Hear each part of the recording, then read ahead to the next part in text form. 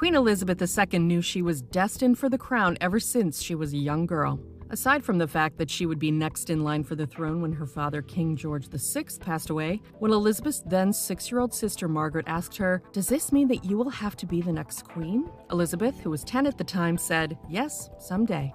But to know how Queen Elizabeth II became queen is to know the royal lineage before her.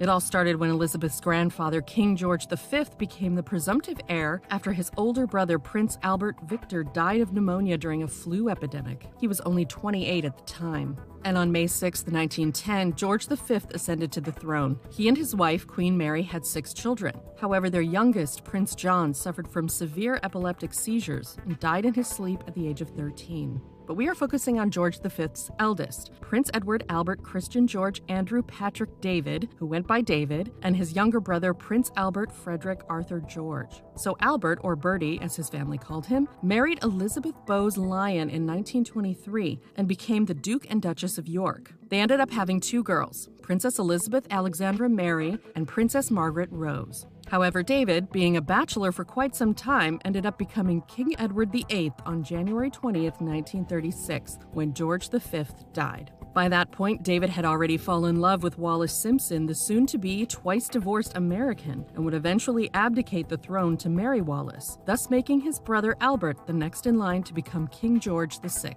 And so all ended up working out the way George V wanted it to, seeing as how Princess Elizabeth was very close to her paternal grandfather. In a November 6, 1935 diary entry, an ailing George V wrote that he had hoped his oldest David wouldn't have an heir, so that the crown would then pass to Albert, and then eventually to Princess Elizabeth. And Princess Elizabeth's childhood went as scheduled until the onset of World War II changed the entire United Kingdom. It wasn't until October 13, 1940 that the princess and heir apparent gave her first radio address from Windsor Castle at the young age of 14. And then by 16, Princess Elizabeth joined the women's branch of the British Army, the Auxiliary Territorial Service, and became 2nd Lieutenant Elizabeth Windsor, vehicle mechanic. This was around the same time a dashing naval officer by the name of Prince Philip of Greece and Denmark won her heart, and the rest was pretty much history. But the two had met way before Elizabeth joined the British Army. They had actually first said hello when she was 13, and it was at that point in her life she became smitten with the then 18-year-old Prince Philip, who, like her, was one of Queen Victoria's great-great-grandchildren.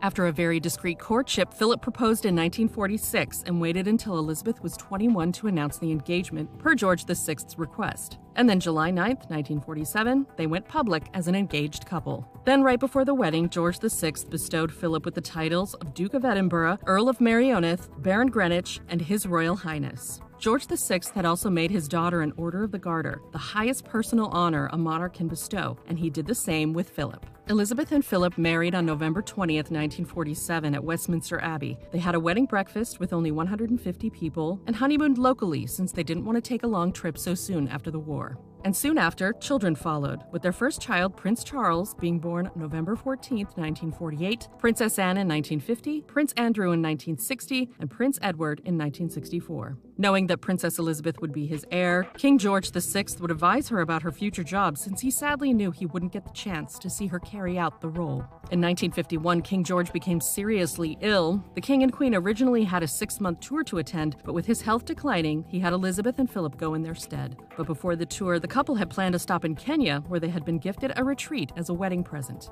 And when they left on January 31st, 1982, King George VI was at the airport to see them off. While the couple enjoyed their time in Kenya, it was there that Princess Elizabeth was notified of her father's death. He had passed away in the early morning of February 6th from a blood clot in the heart. And at the age of 25, Princess Elizabeth was now queen and had to end her trip early to get back to England. Then on February 8th at St. James Palace, Elizabeth appeared before the Accession Council for her proclamation and religious oath, a matter of formality since she had already become queen the moment her father died. She was then formally crowned at her coronation on June 2nd, 1953. And after ascending the throne, Queen Elizabeth II did everything that was required of her the moment she took on the title. In 1965, the Queen stayed busy with her diplomatic duties, including a 10-day visit to the Federal Republic of Germany. Her visit marked the 20-year anniversary of the end of World War II. During a royal tour of Australia and New Zealand in 1970, Queen Elizabeth II had her first walkabout, essentially a casual stroll to greet crowds of people in person instead of waving to them from a distance. This practice is now a regular thing amongst British royals, both abroad and at home. But in 2013, the Queen welcomed a new great-grandson into the fold, Prince George Alexander Louis of Cambridge. Prince George, who is the first child of Prince William and Kate Middleton, is third in the line of succession after his grandfather Prince Charles and his own father. Prince George's birth marked the first time since Queen Victoria's reign that 3 generations of direct heirs to the British throne were alive at the same time. And while the Queen has accomplished a lot during her lifetime, her biggest feat comes from her many years as the reigning British monarch. In 2015, she surpassed her great-great-grandmother Queen Victoria as the longest reigning British monarch in history. Queen Elizabeth II celebrated many royal anniversaries in her time, and since her passing, the Queen still remains a beloved royal figure in the world.